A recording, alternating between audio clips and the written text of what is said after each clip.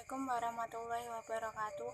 Perkenalkan, nama saya Winda Dwi Lestari, NIM 430302066. Kali ini saya akan menjawab soal dari teman saya untuk memenuhi tugas UAS Al-Quran.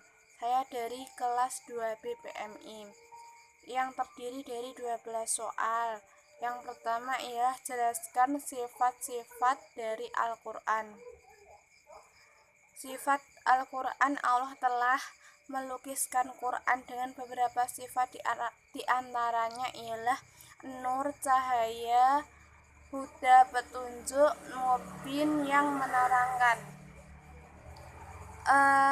Nur, cahaya. Bismillahirrahmanirrahim. Wa anzalna ilaikum nuram mubina, yang berarti, hai manusia, sesungguhnya telah datang kepadamu bukti kebenaran dari Tuhanmu, dan telah kami turunkan kepadamu cahaya yang terang benderang. Quran Surat An-Nisa ayat 174.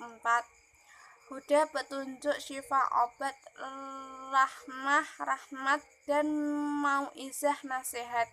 Bismillahirrahmanirrahim. Ya ayyuhan nasu qad ja'akum mau'idatam min rabbakum wa syifa'an lima fis suduri wa hudaw wa rahmatan lil mu'minin, yang berarti, hai manusia, sesungguhnya telah datang kepadamu pelajaran dari Tuhanmu dan menyembuh bagi penyakit dalam dada, dan petunjuk serta rahmat bagi orang yang beriman.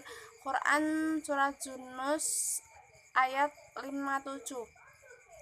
Mubin, yang menerangkan. Bismillahirrahmanirrahim.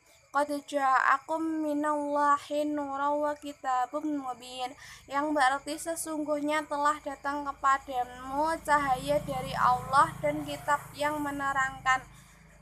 Surat Al-Maidah ayat 15. Soal yang nomor 2. Bagaimana sejarah perkembangan ulumul Quran? Ulumul Quran pada masa Rasulullah ulumul Quran pada fase ini adalah berupa penafsiran ayat Al-Quran langsung Rasulullah kepada para sahabat, dan berupa riwayat mengenai pertanyaan para sahabat tentang makna suatu ayat Quran, menghafalkan dan mempelajari hukum-hukumnya. Kedua, ulumul Quran pada masa khalifah.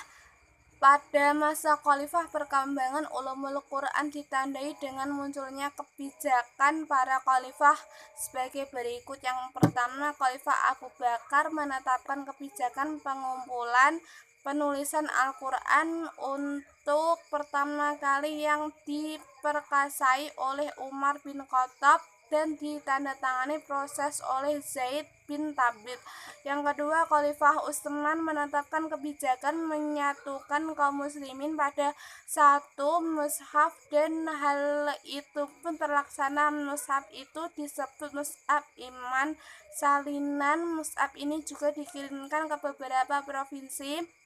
Penulisan mushaf tersebut dinamakan Ar-Rasmul Utsmani, yaitu dinisbahkan kepada Utsman, dan ini dianggap sebagai permulaan dari ulumul rasmil Quran. Yang ketiga, Khalifah Ali menetapkan kebijakan berupa pemerintah kepada Abu Aswad Ad-Dauli untuk meletakkan kaidah nahwu, cara pengucapan, dan tempat yang baku, dan memberikan ketentuan harokat pada Quran. Ini juga disebut sebagai permulaan ulumul rabil Quran. Yang ketiga, ulumul Quran pada masa sahabat tabi'in. Para sahabat senantiasa melanjutkan usaha mereka dalam menyampaikan makna Al-Quran dan penafsiran ayat yang berbeda. Di antaranya, mereka sesuai dengan kemampuan mereka berbeda dalam memahami, dan karena adanya perbedaan lama tidak mereka hidup bersama Rasulullah. Dan demikian diteruskan oleh murid mereka yaitu para tabi'in.